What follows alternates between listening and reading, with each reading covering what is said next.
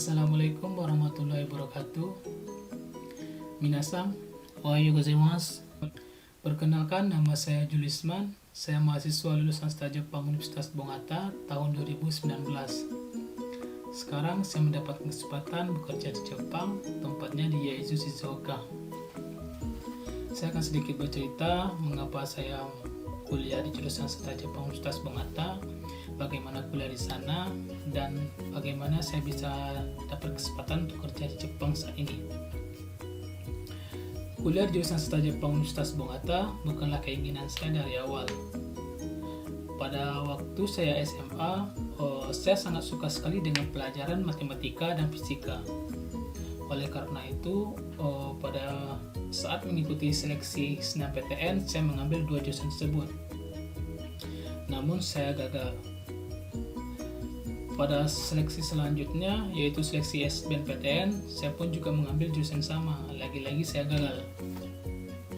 Pada saat saya mengikuti SBMPTN, tetangga saya menawarkan untuk kerja bersamanya di Surabaya di toko baju milik dia. Saya menerima tawaran tersebut, namun saya bilang kepada dia, apakah nanti bisa berangkat setelah hasil pengumuman SBMPTN. Karena kalau seandainya saya lulus di SBMPTN tersebut, otomatis saya jadi ikut bersama dia. Dia bilang, oke, jika kamu nanti tidak lulus, silakan hubungi saya akan belikan tiket kamu untuk berangkat. Di waktu yang sama, saya mendapatkan kabar dari guru SMA saya bahwasanya di Universitas Bongata, khususnya jurusan Sastra Jepang, lagi menerima mahasiswa melalui jalur bidik misi. Saya coba mengikuti seleksi tersebut, saya melengkapi data, melampirkan berkas-berkas yang diminta. Namun ketika pengumuman saya tidak lulus, lagi-lagi saya tidak lulus.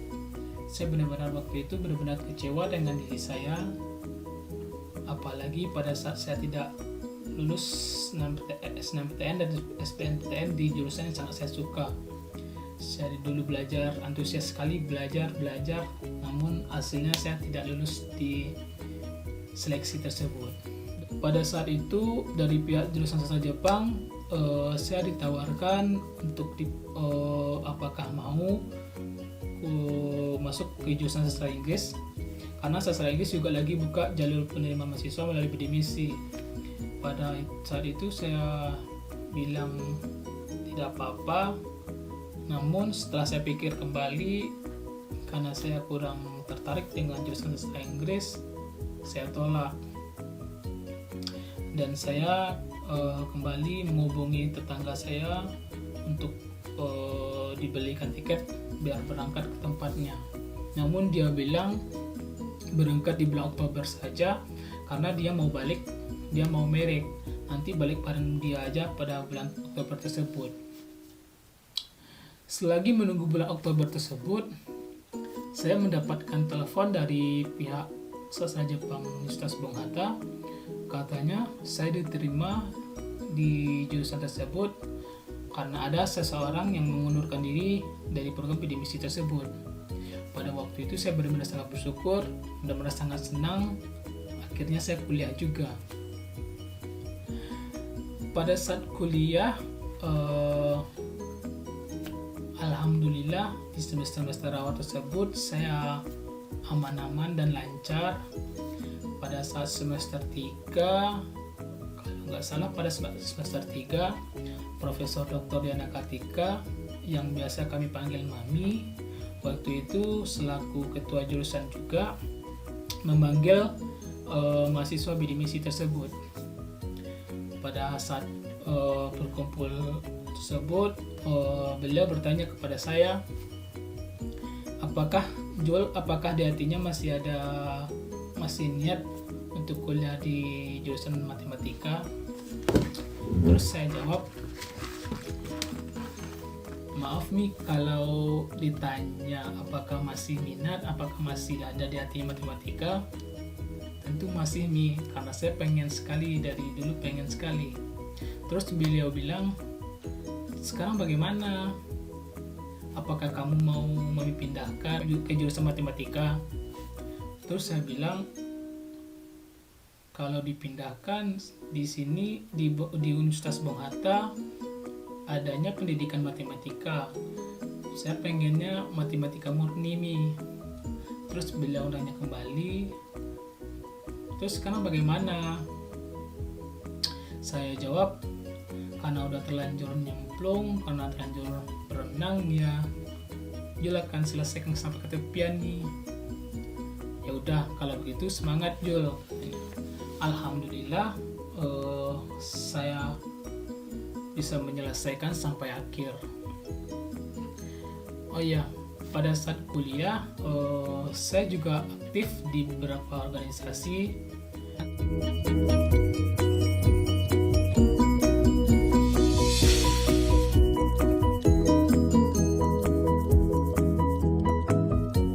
Karena kami mahasiswa bidik misi, ada tanggung jawab, ada tuntutan juga, seperti harus mengikuti kegiatan ekstrakurikuler minimal 2 kegiatan, terus IPK juga harus di atas 3. Alhamdulillah saya sampai lulus, IPK saya di atas 3, saya lulus dengan nilainya sangat memuaskan.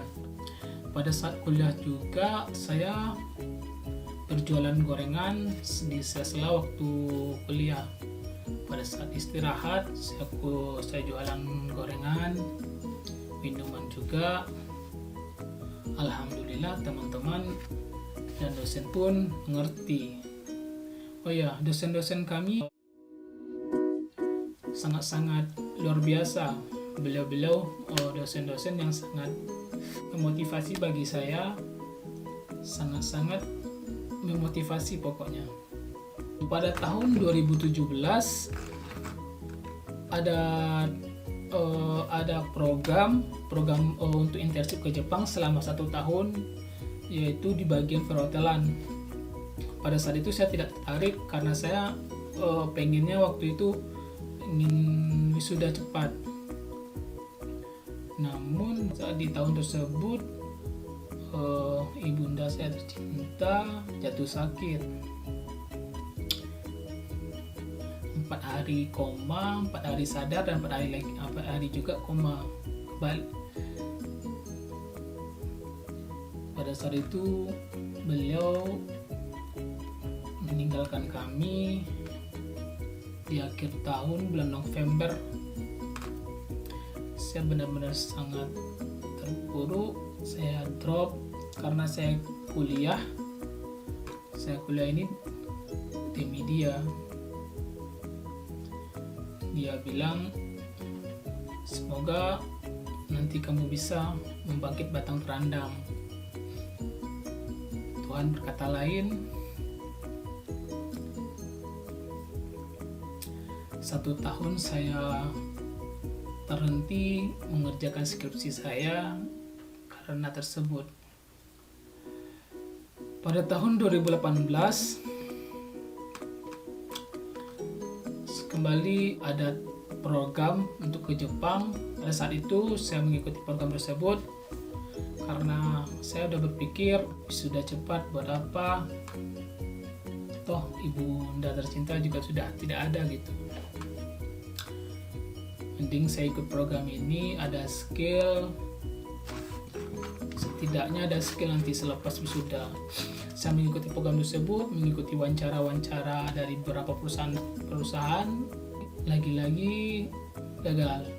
Namun di akhir tahun 2019 saya mendapatkan kabar dari perusahaan yang waktu saya wawancara. Ada satu perusahaan yang wawancara, alhamdulillah saya dikatakan lulus, dan saya dijadwalkan berangkat waktu itu pada bulan November 2019. Entah kenapa diundur pada tahun 2020 bulan Januari tanggal 6.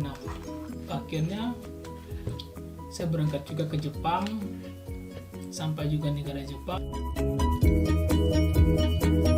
Saya kerja di sebuah perusahaan yang bergerak di bidang restoran, yaitu restoran sushi. Saya bekerja di bagian buat makanan, membuat sushi, motong-motong ikan,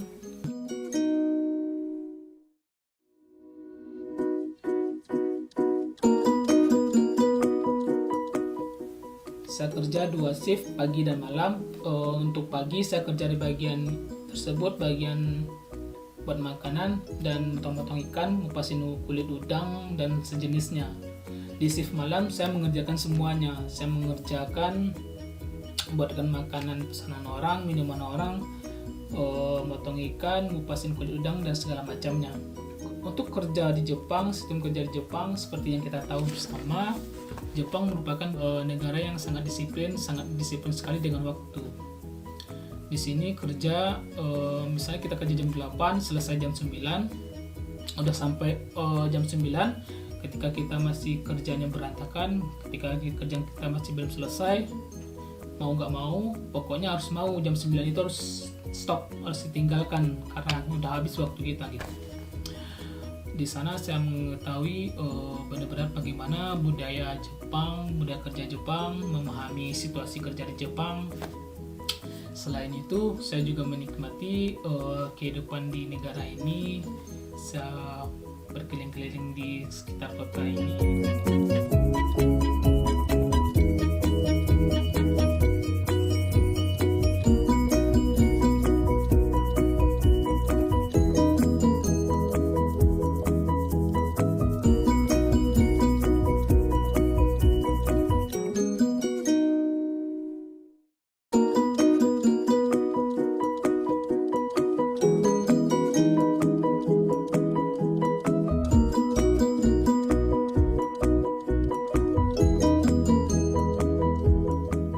Ya pokoknya saya senang gitu.